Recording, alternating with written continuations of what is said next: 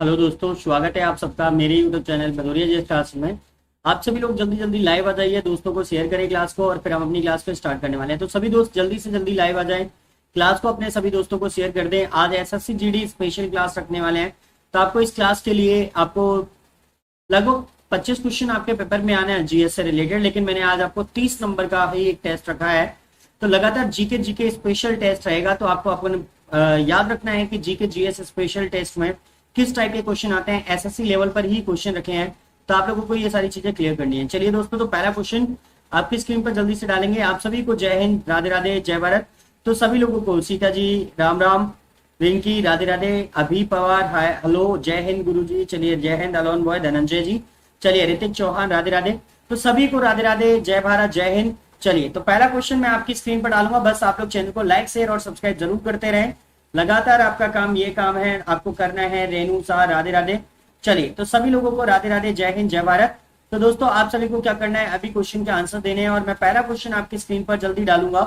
9:04 हुए, 9:05 पर स्टार्ट कर देंगे क्लास को। तो अभी आपको जल्दी से क्या करना है, पहले से सब जिन्होंने अभी तक चैनल को लाइक नहीं किया है तो वो प्लीज लाइक करिए जल्दी से, शेयर नहीं किया तो शेयर कर दें और हम 1 मिनट के अंदर क्लास को स्टार्ट करने वाले हैं। तो 9:05 पे हमारी क्लास स्टार्ट हो जाएगी। तो अभी जो पहला क्वेश्चन है वो मैं आपकी स्क्रीन पर डाल रहा हूं, तब तक आप लोग लाइक शेयर और सब्सक्राइब जरूर करते रहें दोस्तों, ये आपका काम है, आपको करना है। तो पहला क्वेश्चन जो आपकी स्क्रीन पर है, भारत में राष्ट्रीय आय का आकलन सबसे पहले किसने किया था, आपको बताना है। भारत में सबसे पहले राष्ट्रीय आय का आकलन सबसे पहले किसने किया था? Option A Sardar Patel, option B Mahalanobis, option C Dadabhai Naoroji, option D VKRV Rao. तो आपको जल्दी से कमेंट्स करके बताना है कि भारत में राष्ट्रीय आय का आकलन सबसे पहले किसने किया था। तो जल्दी से कमेंट्स करेंगे दोस्तों, चलिए जल्दी से कमेंट्स करेंगे आप सभी। परमबीर कुमार, महालनोबिस मॉडल, चलिए वो तो विश्व का था, आपको याद रखना है थोड़ा सा। अभी जल्दी से क्लियर करना है आप लोगों को, भारत में राष्ट्रीय आय का आकलन सबसे पहले किसने किया था। चलिए पहले ही क्वेश्चन में बहुत सारे लोग गलत हैं, देखिए मैं क्लियर कराता हूं। दादाभाई नौरोजी ने जो है वो बिल्कुल करेक्ट आंसर बनेगा आपका ऑप्शन सी। तो यहां पर देखिए दादाभाई नौरोजी जो थे, इन्होंने सबसे पहले प्रति व्यक्ति आय को समझाया था। तो Dadabhai Naoroji is a correct answer. तो आपको याद रखना है, राष्ट्रीय आय का आकलन करने वाले प्रथम व्यक्ति भारतीय जो बने वो दादाभाई नौरोजी थे। इन्होंने एक पुस्तक लिखी थी, the poverty of un-British rule in India. तो आपको याद रखना है, इसी पुस्तक में इन्होंने सबसे पहले प्रति व्यक्ति आय का आकलन किया था। तो ये आपके लिए इंपॉर्टेंट बनेगा। चलिए आगे बढ़ेंगे। इसके बाद नेक्स्ट क्वेश्चन, किसी देश का आर्थिक विकास किस पर निर्भर करता है, आप बताइए। किसी भी देश का आर्थिक विकास किस पर निर्भर है? आपको बताना है प्राकृतिक संसाधन, बाजार का आकार, पूंजी निर्माण, उपयोग सभी। तो किसी देश का आर्थिक विकास किस पर निर्भर करता है, आपको जल्दी से कमेंट्स करके बताना है। Option ABCD। चलिए जल्दी से क्लियर करेंगे आप सभी दोस्त। बहुत बढ़िया, प्रकाश कंदपाल बिल्कुल करेक्ट है, धर्मेंद्र सिंह मौर्य जी बिल्कुल करेक्ट है, DS कुशवाहा करेक्ट है, परमबीर, रेणुसा, रवीना, मंजेश कुशवाहा, पंडित अतुल बिल्कुल करेक्ट है, धर्मेंद्र सिंह मौर्य बिल्कुल करेक्ट है, मिथुन कुमार, रिंकी, सोनू सिंह, सभी लोगों ने करेक्ट आंसर दिया। चेक करेंगे जल्दी से। देखिए अगर किसी देश का आर्थिक विकास जो निर्भर करना है वो प्राकृतिक संसाधनों पर होता है, बाजार के आकार पर होता है, पूंजी निर्माण पर होता है, अर्थात आपके लिए ये उपरोक्त सभी ऑप्शन बिल्कुल करेक्ट आंसर बनेगा। आगे बढ़ेंगे नेक्स्ट, WTO का मुख्यालय कहां पर है? वर्ल्ड ट्रेड ऑर्गेनाइजेशन का मुख्यालय कहां पर है, आपको बताना है। Option A New York, option B Geneva, option C Uruguay, option D Doha. तो आपको मुझे जल्दी से कमेंट्स करके बताना है ABCD। देखते हैं कितने दोस्त बिल्कुल करेक्ट आंसर देंगे कि WTO का मुख्यालय कहां पर है। तो आपको जल्दी से कमेंट्स करना है दोस्त। चलिए बहुत बढ़िया, इसका बी ऑप्शन देने वाले सभी बंदे बिल्कुल करेक्ट है, जेनेवा स्विट्जरलैंड। तो आपको पता होना चाहिए कि WTO का मुख्यालय कहां पर है इस समय, जेनेवा स्विट्जरलैंड में है, ये बिल्कुल करेक्ट आंसर होगा दोस्तों। तो Geneva Switzerland is a correct answer, ध्यान रखें। इसके बाद में नेक्स्ट क्वेश्चन आपकी स्क्रीन पर, मुद्रा आपूर्ति किसके द्वारा नियंत्रित की जाती है? मुद्रा आपूर्ति किसके द्वारा नियंत्रित की जाती है? ऑप्शन ए वित्त आयोग, ऑप्शन बी योजना आयोग, ऑप्शन सी व्यापारिक बैंक, ऑप्शन डी भारतीय रिजर्व बैंक। तो आपको क्लियर करना है ऑप्शन ABCD में से। आप लोगों को दोस्तों बता दूं कि अगर आप एसएससी जीडी की तैयारी कर रहे हैं तो आप लोग ध्यान रखिए, इकोनॉमिक्स से क्वेश्चन ज्यादा बनने वाले हैं आपके पेपरों में। तो आपको थोड़ा सा इकोनॉमिक्स वाला पार्ट आपको क्लियर करना है और एक स्पोर्ट्स और विविध वाला पोर्शन, ये आपके लिए बेनिफिशियल बनेगा पेपर की तैयारी के लिए। तो आप लोग लग जाइए अभी से तैयारी में। तो मुद्रा आपूर्ति किसके द्वारा नियंत्रित की जाती है, आपको जल्दी से कमेंट करना है। वित्त आयोग, योजना आयोग, व्यापारिक बैंक या भारतीय रिजर्व बैंक। तो आपको जल्दी से कमेंट्स करके मुझे बताना है।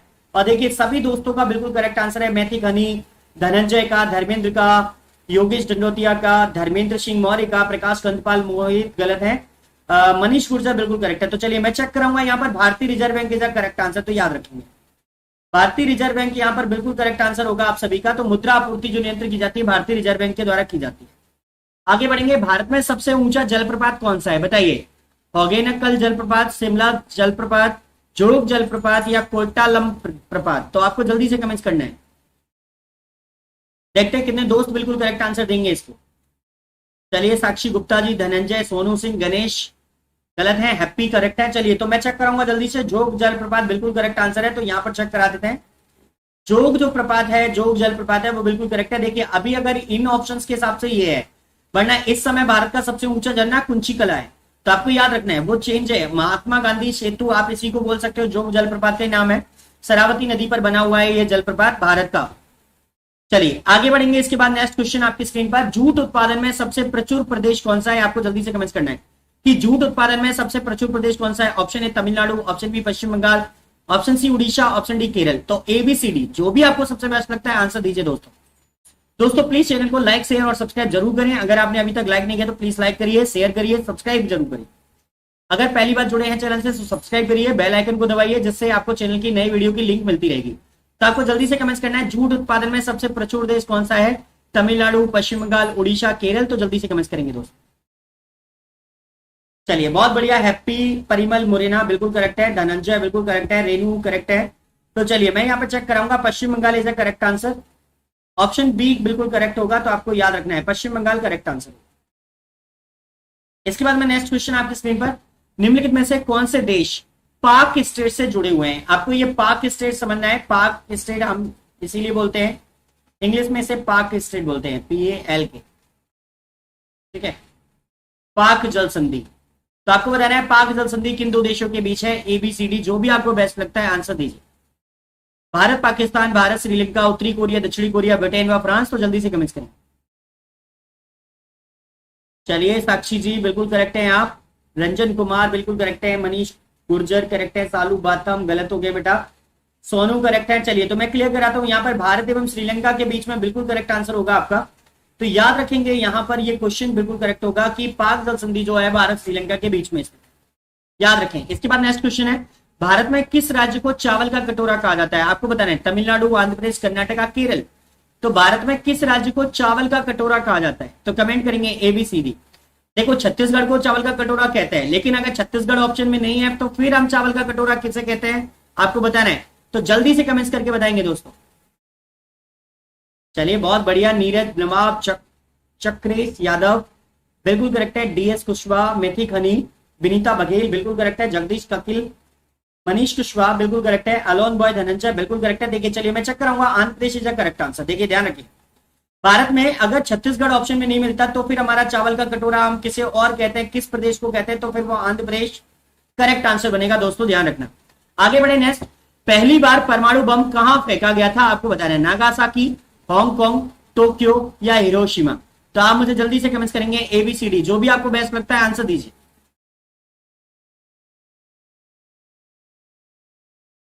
चलिए कुछ लोग फंस गए हैं बीच में, गणेश गलत कर गए बीच में। चलिए बहुत बढ़िया, देखिए हिरोशिमा और नागासाकी पर फेंका था, तो आपको याद रखना है हिरोशिमा पर जो परमाणु बम फेंका गया था वो 6 अगस्त 1945 को फेंका गया था। आपको याद रखना है ये 6 अगस्त 1945 आपके लिए बिल्कुल करेक्ट आंसर बनेगा, तो याद रखिए। तो सबसे पहले जापान का एक शहर था हिरोशिमा जिस पर यह बम फेंका गया, और नागासाकी पर 9 अगस्त को फेंका गया था 1945 में ही। तो 1945 में ही परमाणु बम का आविष्कार हुआ और 1945 में ही अमेरिका ने इसका प्रयोग सबसे पहले कर लिया था। तो आपको याद रखना है 9 अगस्त को नागासाकी पर गिरा गया और 6 अगस्त को कहां पर फेंका गया? हिरोशिमा पर। तो सबसे पहले परमाणु बम अगर कभी क्वेश्चन आता है तो Hiroshima is a correct answer, आप लोगों का बिल्कुल करेक्ट होगा। चलिए याद करेंगे। इसके बाद नेक्स्ट क्वेश्चन, ओजोन परत कहां पाई जाती है? आपको बताना है आयन मंडल, बहिर्मंडल, क्षमा मंडल, समता मंडल। तो ABCD जो भी आपको बेस्ट लगता है आंसर दीजिए दोस्तों। चलिए जल्दी से कमेंट करेंगे।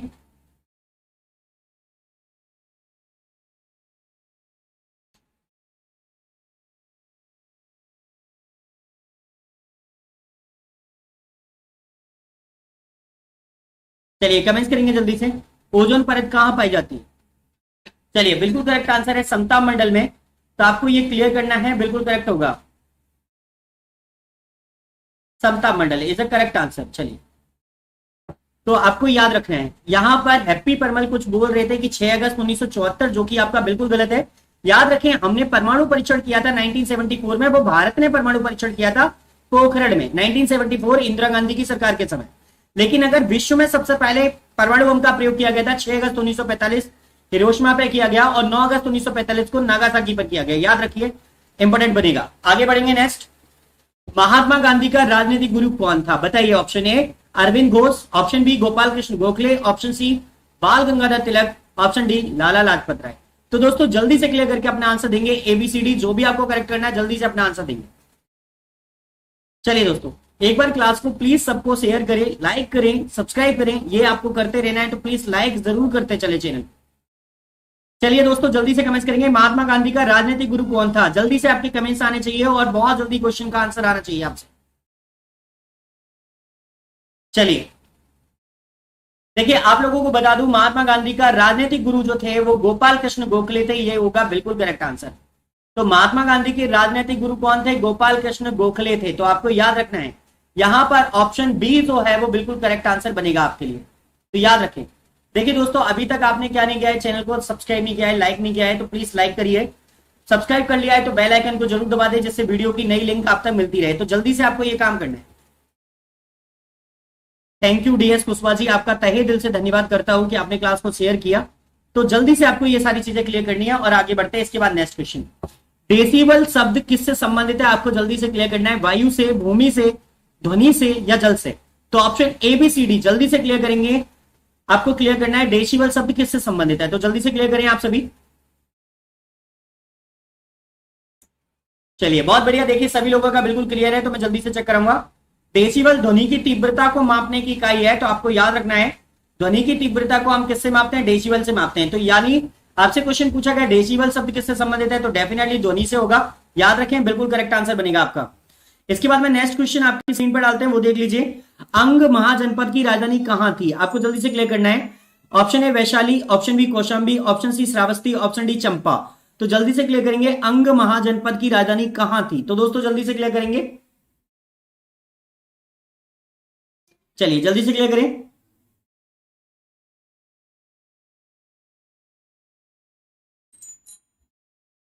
अंग महाजनपद की राजधानी कहां थी? आपको जल्दी से क्लियर करना है। बहुत बढ़िया, डीएस कुशवाहा, रिंकी, सौरभ पटेल बिल्कुल करेक्ट। सौरभ पटेल गलत है, अवधेश बिल्कुल करेक्ट है। देखिए डी ऑप्शन देने वाले सभी बंदे बिल्कुल करेक्ट है, चंपा। तो आपको याद रखना है, अंग महाजनपद की जो राजधानी थी वो चंपा थी, इज अ करेक्ट आंसर। आगे बढ़ेंगे नेक्स्ट। शांत घाटी किस राज्य में स्थित है? आपको बताना है। असम, केरल, अरुणाचल प्रदेश, तमिलनाडु। तो जल्दी से क्लियर करें, शांत घाटी किस राज्य में स्थित है? एबीसीडी जो भी आपको बेस्ट लगता है जल्दी से अपना आंसर देंगे। चलिए जल्दी से क्लियर करेंगे।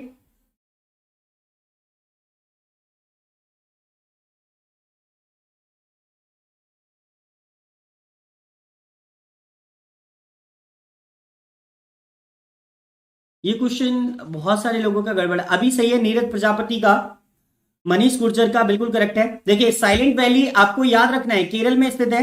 साइलेंट वैली जो क्वेश्चन आता है बहुत ज्यादा पेपरों में पूछा जाता है, साइलेंट वैली, शांत घाटी क्षेत्र केरल में स्थित है। आपको याद रखना है option B is a correct answer. तो ध्यान रखेंगे सभी दोस्त। आगे बढ़ेंगे नेक्स्ट।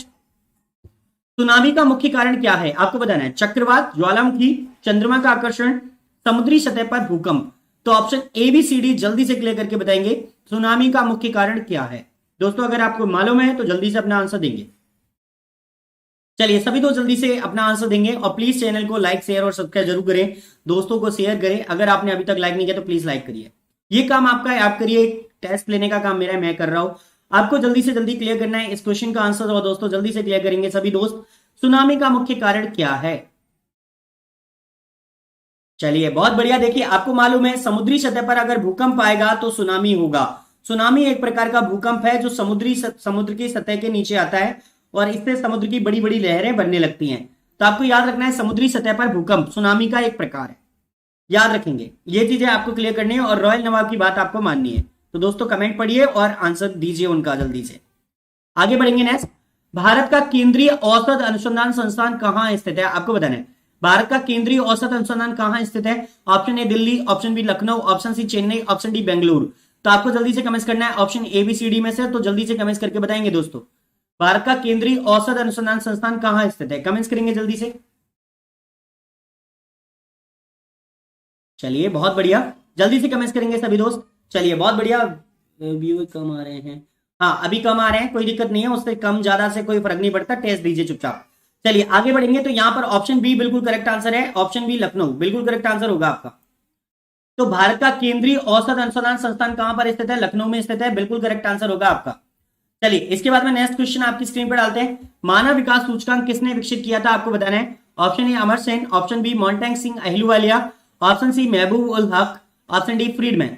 तो आपको जल्दी से क्लियर करना है। मानव विकास सूचकांक, ह्यूमन इंडेक्स नंबर, तो आपको बताना है ह्यूमन डेवलपमेंट जो इंडेक्स है वो किसने विकसित किया था? अमर सेन, मोन्टेग सिंह ने, महबूब उल हक ने या फ्रीडमैन ने? एबीसीडी जो भी आपको सबसे बेस्ट लगता है अपना आंसर देंगे सभी दोस्त। चलिए ये क्वेश्चन आपके आउट ऑफ सिलेबस से बाहर जा रहा है मुझे लग रहा है, क्योंकि अभी तक कोई भी इस क्वेश्चन को सही नहीं दे पाया है। आशीष कुशवाहा बिल्कुल करेक्ट है बेटा।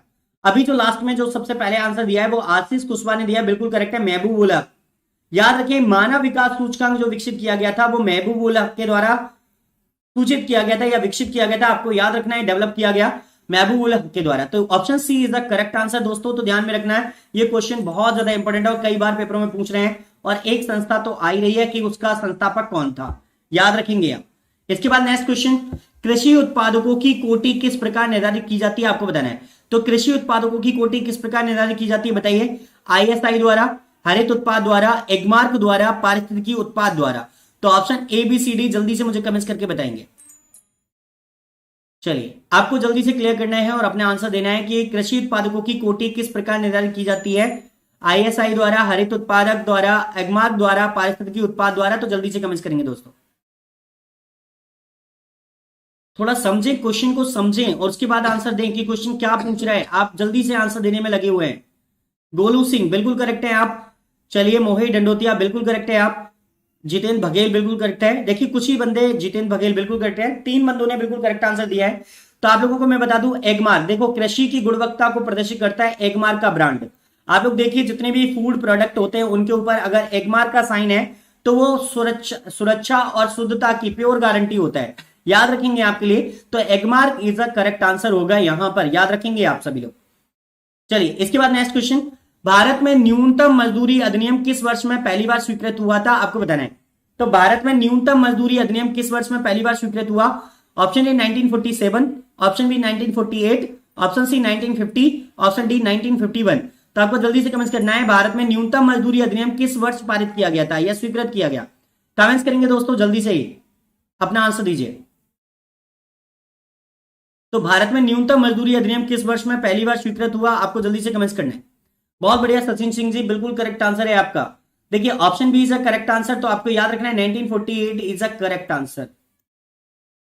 तो हमने पहली बार मजदूरी, न्यूनतम मजदूरी अधिनियम जो बनाया वो 1948 में बनाया, ये बिल्कुल करेक्ट आंसर है ऑप्शन बी। सभी दोस्त बिल्कुल करेक्ट ही हैं, ज्यादातर एक दो को छोड़ दिया जाए तो। आगे बढ़ेंगे इसके बाद नेक्स्ट, इंसुलिन का आविष्कार किसने किया था बताइए? एडवर्ड जेनर ने, एब बॉटिंग ने, एच ए वैक्समैन ने, ऑप्शन डी रोनाल्ड रॉस ने। तो एबीसीडी जो भी आपको बेस्ट लगता है अपना आंसर देंगे दोस्तों। तो जल्दी से अपना आंसर देंगे, इंसुलिन का आविष्कार किसने किया था? चलिए जल्दी से कमेंट्स करेंगे।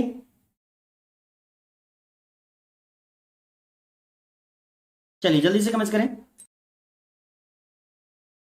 चलिए मैं चेक कराता हूं जल्दी से क्वेश्चन का आंसर। देखिए abetting is a correct answer, तो आपको याद रखना है option B is a correct answer. कल भी शायद इसी प्रकार के एक टेस्ट में क्वेश्चन लिया गया था 1921 में। बैटिंग एवं बैट्स दो वैज्ञानिक खोज की गई थी, तो ये कब की गई थी? 1921 में की गई थी। तो आपको याद रखना है 1921 बिल्कुल करेक्ट आंसर होगा आपका। तो ये आपके लिए बिल्कुल इंपॉर्टेंट बनेगा। इसके बाद में नेक्स्ट क्वेश्चन आपकी स्क्रीन पर डालेंगे और वो देखेंगे, अमेरिका की खोज किसने की थी बताइए? Vasco da Gama, Amundsen, captain Cook, Columbus. तो आपको जल्दी से कमेंट्स करना है, वास्को डी गामा अमेरिका की खोज किसने की गई थी? Option A Vasco da Gama, option B Amundsen, option C captain Cook, option D Columbus. तो जल्दी से कमेंट्स करके बताएंगे आप। चलिए आप सभी जल्दी से कमेंट्स करेंगे।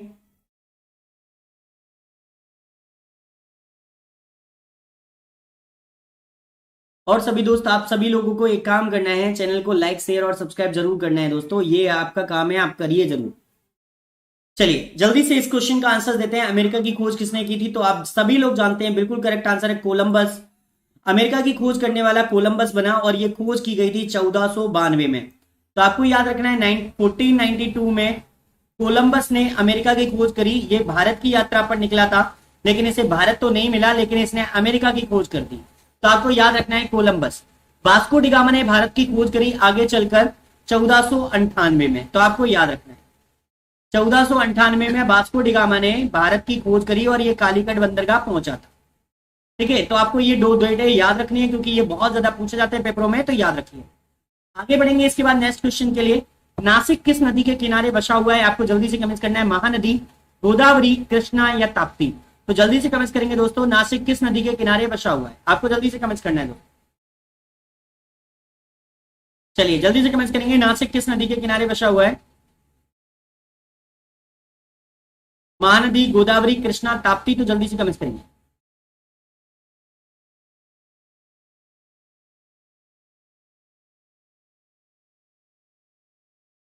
देखिए दोस्तों, आप लोग अपनी स्क्रीन को एक बार टैप कर लें और लाइव के ऑप्शंस पर आ जाएं, जिससे आप मेरे बराबर आंसर दे पाएंगे।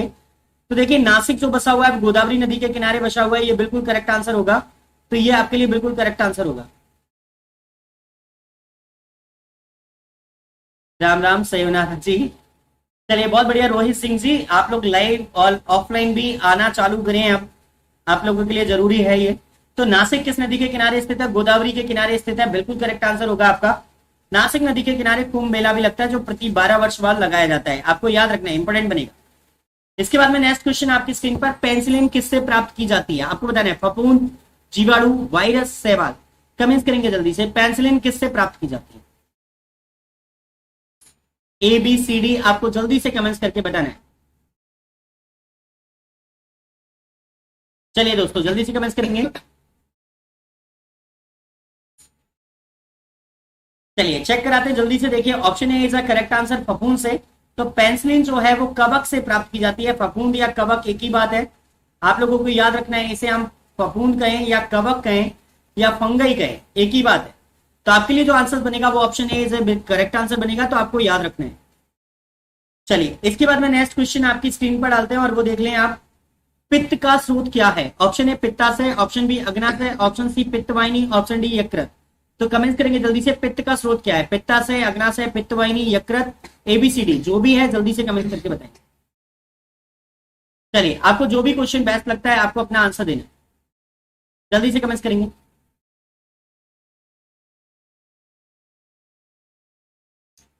बहुत बढ़िया, जल्दी से कमेंट करेंगे। पंडित अतुल बिल्कुल करेक्ट है। देखो आपको पित्त का स्रोत पूछ रहा है, यानी पित्त कहां से निकलता है?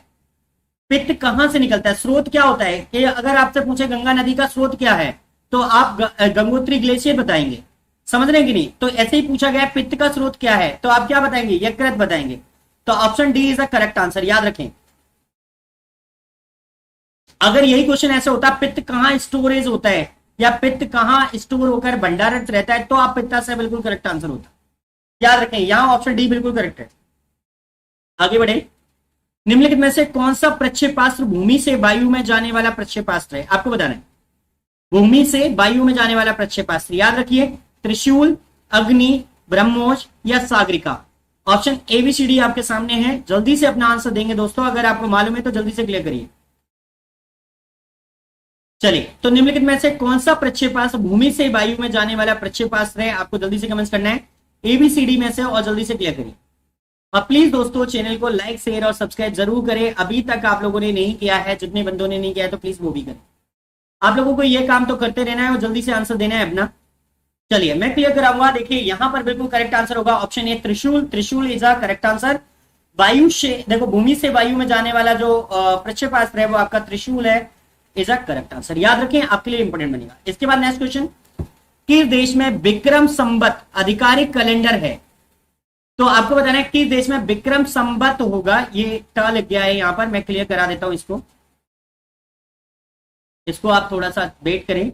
विक्रम संवत बात करें, संवत। तो विक्रम संवत आधिकारिक कैलेंडर है फिजी, मॉरिशस, इंडोनेशिया, नेपाल? आप बताइए। जैसे भारत में हम लोग ने जो शक कैलेंडर के आधार पर अपना कैलेंडर बनाया भारत में, लेकिन विक्रम संवत के आधार पर किस देश ने अपना कैलेंडर बनाया है? आपको बताना है ABCD में से। बहुत इंपॉर्टेंट क्वेश्चन है और बहुत बार पेपरों में टकराता है, तो आप लोग याद रखिए एसएससी के मोस्टली क्वेश्चन इसी टाइप से होंगे, तो आप लोग समझेंगे और आंसर्स भी ध्यान से देंगे। तो जल्दी से मुझे कमेंट्स करके बताएंगे आप सभी दोस्त। देखिए दोस्तों, अभी तक आप में से मोहित डंडोतिया बिल्कुल करेक्ट आंसर दिया। मैथी खनी बिल्कुल करेक्ट है। Nepal, Nepal is a correct answer. देखो नेपाल में विक्रम संवत जो 58 ईस्वी में बना था, आपको याद रखना है। देखिए आप लोगों को पता है 58 ईस्वी में हमारे यहाँ पर देश में विक्रम संवत की आधिकारिक शुरुआत हो गई थी, तो ये आपके लिए इंपोर्टेंट बनेगा विक्रम संवत, तो बिल्कुल करेक्ट आंसर बने। चलिए नेपाल। नहीं बेटा यहां कोई बफरिंग नहीं है, आप थोड़ा सा चेक करें, अपने मोबाइल का पिक्सल थोड़ा सा डाउन करें तो बिल्कुल करेक्ट चलेगा। आगे बढ़ेंगे नेक्स्ट। गांधी जी द्वारा सन 1933 तक संपादित समाचार पत्र का नाम क्या था? आपको बताना है। गांधी जी द्वारा सन 1933 तक संपादित समाचार पत्र का नाम क्या था? Option A Sarvodaya, option B Arya, option C Times of India, option D young India. तो आपको जल्दी से कमेंट करना है। गांधी जी द्वारा सन 1933 तक संपादित समाचार पत्र का नाम क्या था? एबीसीडी, जो भी आपको बेस्ट लगता है जल्दी से आंसर देंगे दोस्तों। चलिए जल्दी से कमेंट करके बताएंगे। बहुत बढ़िया गोलू सिंह जी, गणेश सूर्यवंशी बिल्कुल करेक्ट है। डीएस गलत है आप। चलिए पवन बिल्कुल करेक्ट है। सचिन मंजेश करेक्ट है। Young India is a correct answer. देखिए गांधी जी ने 1933 तक जिस पत्र का मतलब जिस समाचार पत्र का प्रकाशन किया वो यंग इंडिया था। Is a correct answer. आपको याद रखना है यंग इंडिया बिल्कुल करेक्ट आंसर होगा। नेक्स्ट क्वेश्चन आपकी स्क्रीन पर। भारत सेवक समाज की स्थापना किसने की थी? आपको बताना है भारत सेवक समाज की स्थापना किसने की थी? Option A Bal Gangadhar Tilak, option B Gopal Krishna Gokhale, option C Suryanath Banerjee, option D Dadabhai Naoroji. तो आपको बताना है भारत सेवक समाज की स्थापना किसने की थी? जल्दी से कमेंट करिए दोस्तों। चलिए जल्दी से कमेंट करें, भारत सेवक संघ की स्थापना किसने की?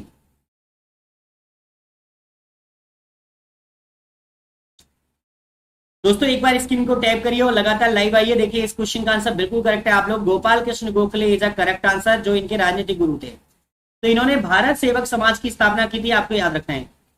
तो ये आपके लिए वेरी वेरी मोस्ट इंपोर्टेंट बनेगा। Option B is a correct answer. Bharat Sevak Samaj की स्थापना करने वाले वैज्ञानिक कौन, वो व्यक्ति कौन थे? गोपाल कृष्ण गोखले थे, बिल्कुल करेक्ट आंसर। आगे बढ़ेंगे नेक्स्ट। अंग्रेजों द्वारा निम्नलिखित में से किस क्रांतिकारी को फांसी की सजा दी गई थी? आपको बताना है अंग्रेजों द्वारा निम्नलिखित में से किस क्रांतिकारी को फांसी की सजा दी गई थी? आपको option A Jatin Das, option B Chandrashekhar Azad, option C Kalpana Dutt, option D Rajguru. तो जल्दी से कमेंट करके बताएंगे अंग्रेजों द्वारा निम्नलिखित में से किस क्रांतिकारी को फांसी की सजा दी गई? जल्दी से कमेंट करें ए बी सी डी।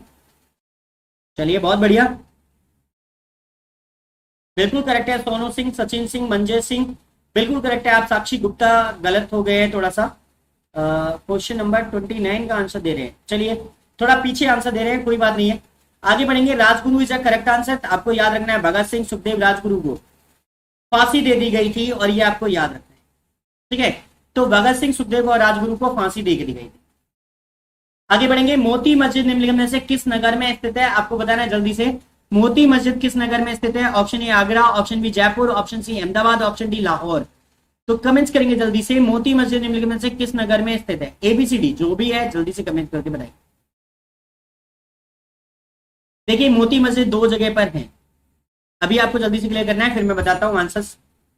चलिए बहुत बढ़िया, Agra is a correct answer. अगर यहाँ पर दिल्ली ऑप्शन होता तो मोती मस्जिद दिल्ली में भी है, याद रखेंगे। आगरा में मोती मस्जिद शाहजहां ने बनवाई थी और दिल्ली में औरंगजेब ने। तो आपको याद रखना है आगरा में मोती मस्जिद का निर्माण किसने करवाया था? शाहजहां ने करवाया था, और दिल्ली में औरंगजेब ने।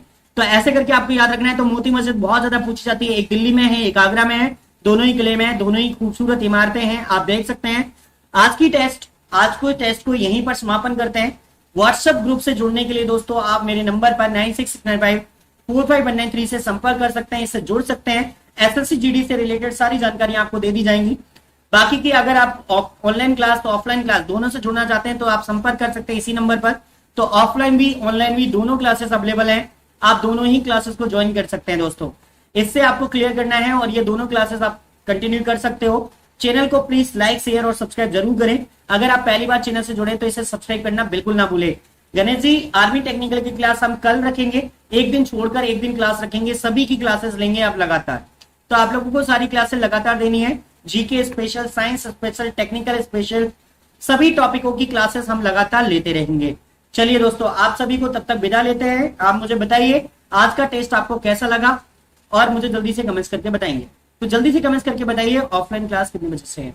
ऑफलाइन क्लास आपकी 7 बजे से 12-1 बजे तक चलती है, इवनिंग में 4 से 6 बजे तक। तो आपको जो भी ज्वाइन करना है आप कर सकते हैं, लगातार आप ज्वाइन करें और अब मेरे पास ज्वाइन करिए। चलिए आगे बढ़ते हैं और इसके बाद में जय हिंद, राधे राधे, जय भारत दोस्तों, विदा लेते हैं आपसे। गुड नाइट दोस्तों, नमस्कार।